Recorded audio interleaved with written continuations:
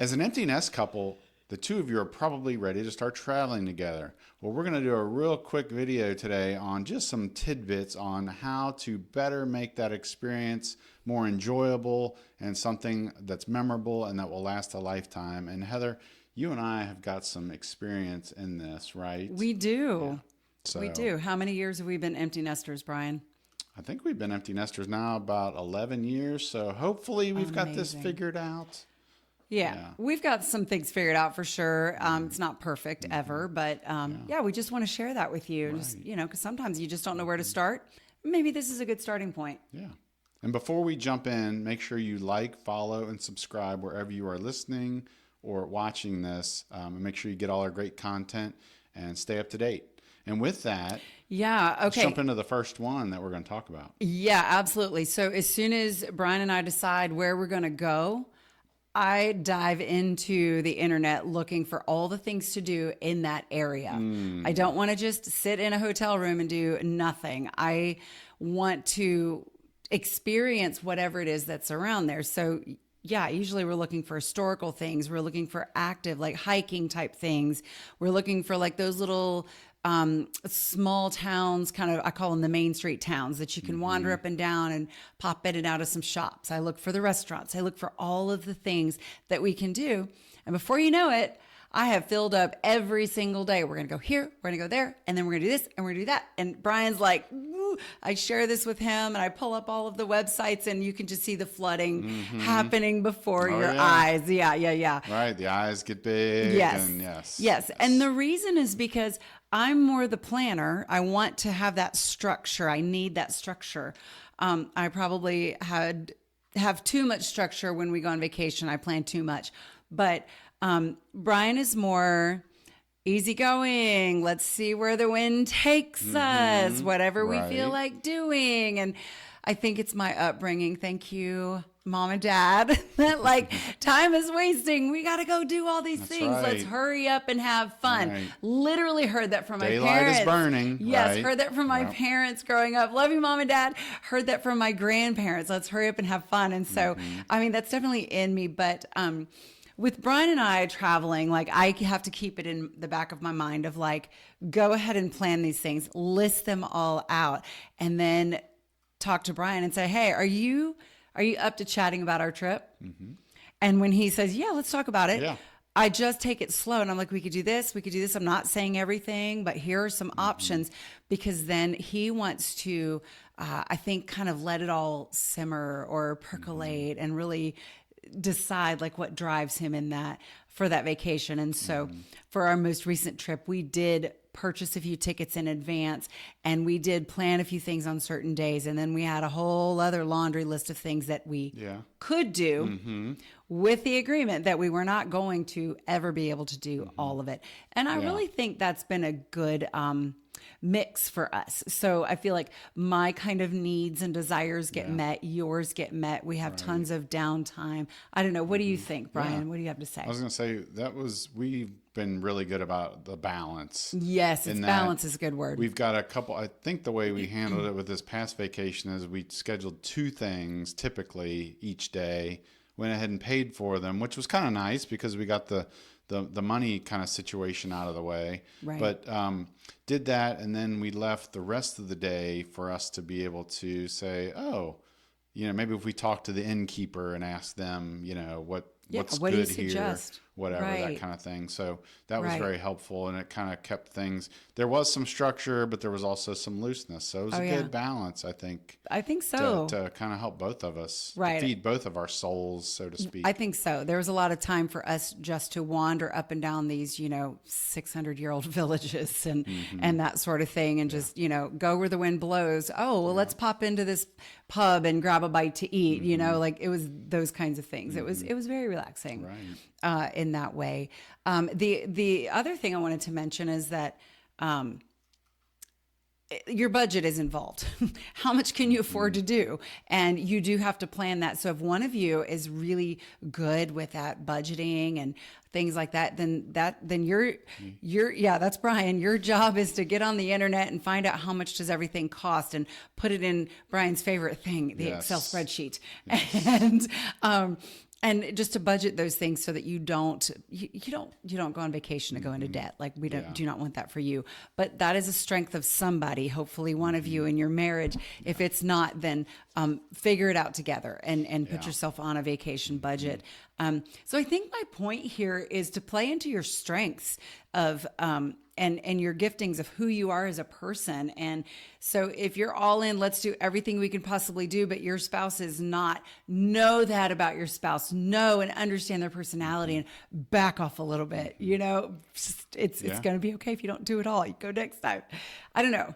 Yeah, Any other things to talk about, like the strengths of the other person? Well, I wanted to mention, as far as the budget goes, I'll never forget, because I'm the one that needs to kind of have a loose understanding of, okay, how much money do we think would be reasonable for us to spend? Yeah. There's something about my brain that's just helpful to me. You do and that. I remember many, many years ago, we went on a cruise, and I don't think we did that.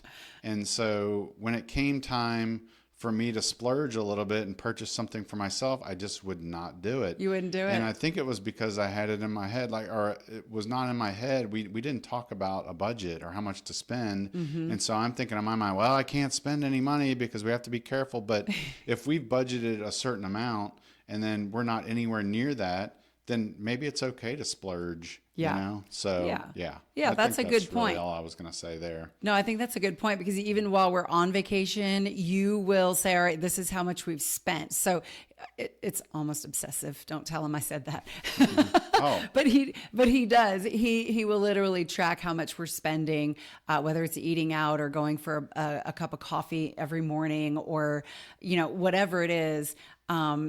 He's tracking that so that we can stay on budget and not go into debt, just trying, you know, when we're trying to enjoy ourselves and relax. So, so really understand your personalities and where your strengths are, where your weaknesses are, or your growth areas, not weaknesses, and play into those and work together. It takes a lot of working together. Yeah. And then next we want to talk about, when you go on vacation, things are going to go wrong. You know, it's when, not if. Are they? Right? Yeah, it's when. It's when. Yeah, for it's sure. when. Every and time. so, and I think I knew going into our vacation to England and France that there was going to be moments where, you know, it's a place that we've never been to. And so things are going to happen. Things are going to be closed that we didn't realize. And it's going to rain, Yeah, and it's what you gonna had planned was rain. outdoors. What do you do? Yeah, what do you do? So, you know, we definitely had to adapt. And then when bad things or things didn't work out, you just have to kind of say, you know what, this is the way it's going to be. It's okay. I mean, hopefully your entire vacation is not completely shot, which I've heard stories about that with hurricanes and different things like that. But ours certainly wasn't. It just had little moments. Right. And so it really goes back to how you communicate with each other. I think so. I think yeah. so. Like, you know, our last vacation when we had about 800 different transportational issues, no lie. How did we navigate that? Yeah. And it does take a strong communication to figure out what you're going to do. So if you can't go do plan A because there's no way to get out there's no driver that's going to be willing to take you out there, what is plan B? You know, and what could you do? And sometimes I think that when your plans get shot, because they might, then how do you respond and react to that yourself, and how do you project that onto your spouse? Are you griping and complaining? Are you crabby? Are you now miserable to be around because you didn't get what you wanted? We know that we don't want our own children to behave that way. Why do we think that it's okay for us to behave that way? That's good. It's kind of not, because that rubs off onto the other person, and then here comes that friction, you know, between you, and then it just explodes. And if you watch the last episode that we did, you'll see how those explosions can happen. That's right. We're not going to rehash all of that, but but just something to think about. Like, go ahead and catastrophize a little bit about what could happen, and if it does, what will you do in that situation? Make the plan B or that plan C. And so that kind of prepares each of you to know how to handle it when it happens, if you have to shift, you know, and can you be a little bit more resilient and more flexible, and can you shift when those things happen? Because, you know, you're on vacation, you want to salvage your relationship when things go wrong. You can't get away from each other, like I said, when you're on vacation. It's just you're in it together. You want to salvage it. You want to work together. You want to communicate. And this is all about how you communicate with each other. Yeah, that's good. And then I guess finally, we want to talk about making sure that you're connecting. It's not all about the excursions or the things you do. Yes, those are important, but it's all about your relationship. And I know, because I think we're on the last point here, right? Because the last 2 points we kind of combined. We kind of combined the last 2 points actually, right? We talk about when things go wrong and then making sure that. We kind of did. Okay. Yeah. Sorry, Brian. My bad. You're fine. Do you forgive me? I know. I was on the fly. I knew she was going to say that. He saw my eyes look over there, and I'm like, We kind of had 4 points that we were going through, and really we were combining the second and the third. Yeah. And I don't think she really realized that I had done that. So I went to the last point, and the last point again is to make sure that you are, yes. Point number 4, make sure you are connecting. That's the most important thing. It's all about, again, as empty nesters, when you were going on vacation with the kids, a lot of the time it was all about the kids, and you kind of put your relationship to the side, right? You kind of do. Yeah. It's about keeping the kids happy, making sure they're enjoying themselves. And then, I have heard so many women talk about when they go on vacation, it's more work than if they'd stayed at home because they're responsible. Like if they rent a house, they've got to cook the dinner, they've got to grocery shop, they've got to, clean this up and clean that up. It's as if they're still at home doing all those things they would normally do with no one helping. And that breaks my heart. Like I don't love hearing that at all, because everyone should be feeling like they're on vacation, Right.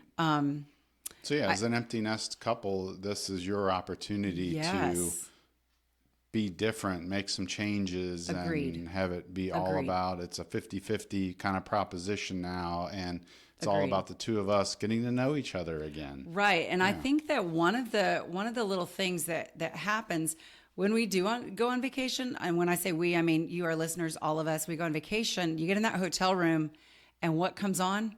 The TV comes on. Why does the TV come on? Habit, because it's what we do. And you don't know what else is going on, and you're just tired, and you want to relax, and the TV's the way you do it. And if you're not on the TV, you're on your phone, and you're scrolling. And those things interrupt your reconnection, especially if you're, empty nesters trying to get to know one another again. And so, I would strongly encourage you, urge you, push you to say, yeah, there's a TV in here, but it's not going to come on, and I'm not going to be on my phone, beyond this limit or whatever. If you need to set a limit, that's fine. But to say, you know what, this is all about us as a couple. It's about our marriage. It's about reconnecting. If we're going to sit in the room and chill, let's play a game. Let's play a card game. Let's just lay on the bed and hold each other and take a nap. Or some of our favorite things, go find a cozy spot within that hotel or that inn, an outdoor area if they have it, and just go sit out there with your coffee or your glass of iced tea or whatever, and just go chill and reconnect with each other. Go for a walk. If you're in a pretty location, go for a walk together. Sit on a park bench and people watch. We did that one time. We went to Cape Charles last summer, and we sat on a bench with our little ice cream, and we just licked our ice cream, and we people watched, because we do that. Y'all don't know this. We're watching all of you. We're not judging. We're not judging. We're just watching you. Watching. What? It's always fascinating seeing different people. Yeah. But the quality time is also what you're getting at there. And it's making sure that you're spending good quality time connecting with each other. I know when we were in England, my favorite place that we went was the hotel in Stratford, and they had this beautiful courtyard area in the middle. Lovely. And they just had this like artificial kind of turf laid down and flowers and lots of benches. It was green. You were in a garden. Yeah, and we went out there and played cards pretty much almost every night, I think, that we were there. So it was pretty cool. And if we weren't there, we were at a different end. We were in what they call their library. It was a very like old English bougie kind of library space. And we sat in there, and we had gone to the local meat and cheese shop and bought some yummy things to eat and brought it back, and with our cards and our little charcuterie on the fly. Like, it's all about that process of choosing some things together and coming back and eating and just playing cards and getting to know each other all over again. And in the vein of getting to know each other, and cards may not be your thing. Games may not be your thing. So we don't want to assume that it is. It's just, we're big card gamers and nerdy like that, I guess. I don't know. But maybe you maybe you ask each other those get to know you questions. I want you to think about like the questions that you would ask if you're on a first date. Yeah. Yeah. Like, where'd you grow up? I mean, you know the answers to all of these, but how fun would that be to just go through all of that all over again and just ask those questions, you know? And or even to say things like, you know, it's the end of the day. What was your favorite memory for today? What was your favorite thing that you saw? Or go through all the senses. What's your favorite? What did you notice that you smelled? I smelled lavender because we were at a lavender farm. You know what? Oh, I remember the bees buzzing on the lavender farm. They were just, So it was like this low hum. It was amazing. Oh my gosh, it was amazing. Wow. I almost wish I had a little hammock where I could have just sat in that hammock right in the middle of all of that, just the smells and the sounds. Which is crazy because you're terrified of bees. Yeah. So anyway, are we getting off point we here? got way off point, but I guess my thing is like, just go through the senses. What did you hear today that you liked? Maybe it was a song on the radio. What did you smell? Maybe it was the coffee. What did you enjoy feeling? I enjoyed feeling your arm when you put your arm around me, because maybe that's kind of a new thing that you're getting back into. I don't know.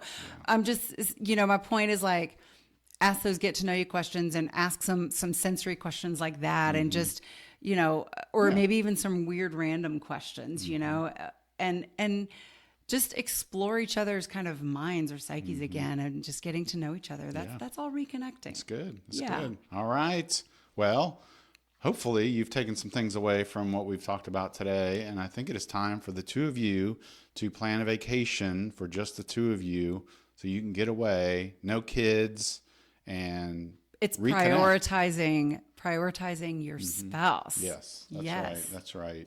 And so with that, we're going to wrap up. Does that sound good? So maybe we need to plan our next vacation after this. So yeah, let's do it. Hey, but before you go, make sure that you look at our free core values exercise. I think this could be a very helpful one for you, just to get to know each other a little bit better and learn more about each other and what's important to each other, especially now that you're empty nesters and the kids have moved on. You need to reconnect and find ways to understand each other better. So yeah, take a look at that. We'll include that in the notes wherever you get this. And with that, take care and happy vacation.